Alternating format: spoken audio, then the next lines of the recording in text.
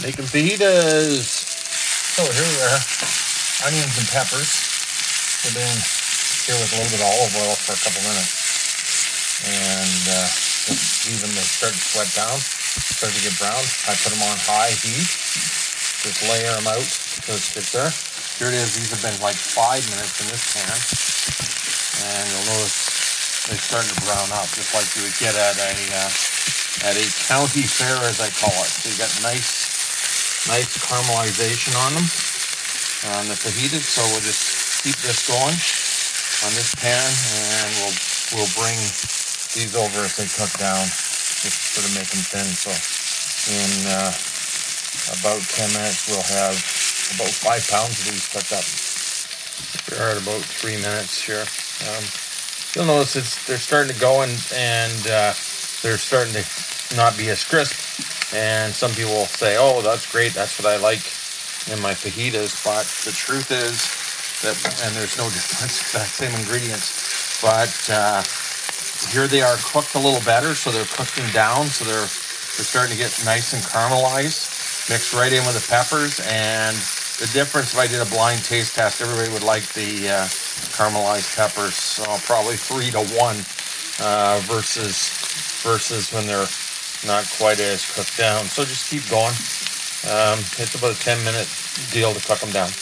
Here I should have said. So I'm just sort of lay them all flat down, and then just let them go for 60 seconds before you turn them, and that'll just get it so it's caramelizing the ones on the bottom. Don't worry, I know everybody will go, oh, it's going to burn. They're not really going to burn. Just give them a minute and a half, and then turn. And we turn them for about a minute, and you can start to see a little bit more caramelization. So we're just going to layer them out again, flat in the frying pan, give them another 60 seconds straight on the high heat, and then we'll turn them over again. Here we are, we're at about 5 minutes. I'm going to just combine these now, put them all in one big pan.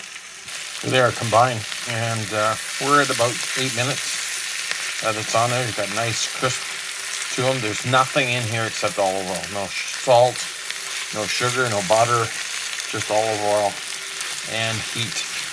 It's going to be, those are actually ready to serve right now. I'm going to put a little bit more fry on it, you'll say, a little bit more browning on there before I'm going to call them done. But those are pretty good to go. So there's your fajitas, onions, and peppers ready to serve. We're going to do our meat. So a slosh of olive oil right in the same pan that I did the peppers. I just now got them combined in a little pan. We're just going to give that on about medium high. You'll notice a little bit of onion left in there. See it start to sizzle? That means that here I've had it, the chicken all cut up, and I've had it marinated in a fajita sauce that I made up. I can go over that too. And you can hear that frying, and we're going to just about the same way we did with the onions. We're going to put it in, level around, and give that about a minute and a half, and then we'll start turning. But that'll give that a chance to crisp that up on the one side, or like cook it on that one side a lot more than if you're stirring it up all the time. Get questions over the shoulder. Was I using the same spatula? So no, actually, there's a spatula for that. There's a spatula for that. I did have 2 pink ones, and one of them got dropped on the side of the stove, so like on the stove top, so I took it off and got another one. So there it is, boiling up pretty nice, or frying up pretty nice. But just give it a chance, give it a good fry on that one side, and then turn them. Here we are, we got the first turn. Everybody will say, oh, so what? It's not a big deal to cook up meat. What's the big deal?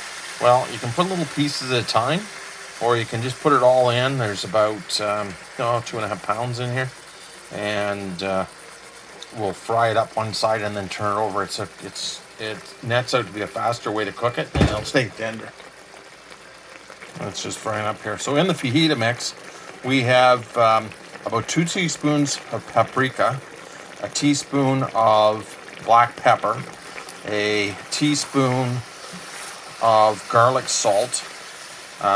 We have a quarter teaspoon of sage, and we have 2 teaspoons of pepper flakes that's in there, and that's what we've got in this mix. Oh, and we've got a half a teaspoon of Mrs. Dash, as opposed to hitting with salt. If you're going to put salt, you could put a half teaspoon of salt in it and it would do the same thing. And so here we are, we're about 4 minutes in, and look how fast it's cooking. And a lot of this is because it's chopped up fine, but it's also because I'm keeping it straight down, letting it cook one side hard, and then flip it over.